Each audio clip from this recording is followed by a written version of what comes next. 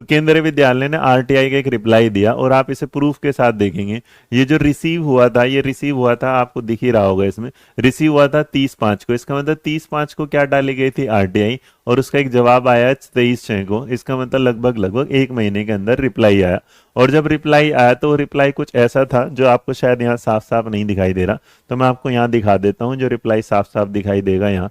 तो इन्होंने इसमें रिप्लाई में यहाँ मांगा गया था इस बात के साथ कि रिजल्ट कब तक आएगा और अपडेटेड आंसर की कब तक आएगी।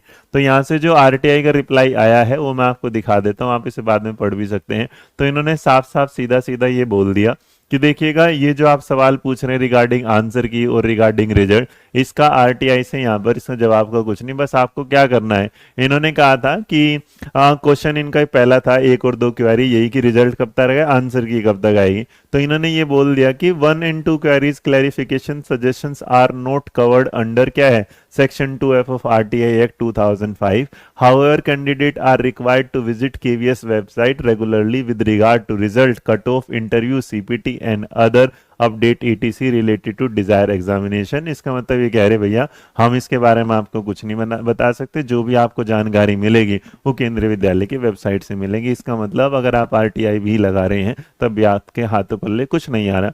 इस बीच एक दिन मेरे जो मुलाकात हुई थी, मैं केवीएस में भी एक दिन गया जिसके बारे में मैंने नहीं बताया था, तो वहां पर भी हर जाते टाइम की रिजल्ट अपडेट हो रहा है। कुछ कहते हैं कि कोर्ट का डिसीजन है, कुछ, ये सारी जो बातें हैं ये सिर्फ सबके मुंह के वर्बली बातें हैं। जैसे यूट्यूब पर कोई भी आके कुछ बोल देता है, ऐसे ही आजकल वहाँ ऑफिस में भी चल रहा है। तो ऑफिस में भी अगर आप पूछेंगे तो यही बता दिया जाएगा, आ जाएगा आ जाएगा आ जाएगा। लेकिन कोई कहता है कि जून के लास्ट में आएगा, कोई बोलेगा जुलाई के मिड में आएगा, कोई इस बात के साथ चल रहा है कि भाई आपको क्या सितंबर तक ज्वाइनिंग दे देंगे। तो कुछ किसी का बिल्कुल भी क्लियरिटी मिल नहीं रही। मैं फिर भी आप लोगों से बोलूँगा, देखिए ना आप कुछ कर सकते ना मैं कुछ पा रहा। अब मैं कहूँ किसके लिए ट्विटर कैंपेन चलाओ, तो आपको पता है ट्विटर कैंपेन के बाद क्या मिलता है, कुछ नहीं, वो मुझे भी पता चल गया, आपको भी, क्योंकि 200-300 लोग आगे रिप्लाई करते हैं, फिर उसके बाद वहाँ टाई टाई फिश हो जाती है। तो इसलिए मैं फिर आपसे बस यही बोलूँगा कि आप अपनी जो भी आगे की तैयारी हैं जैसा उसे करते रहिएगा।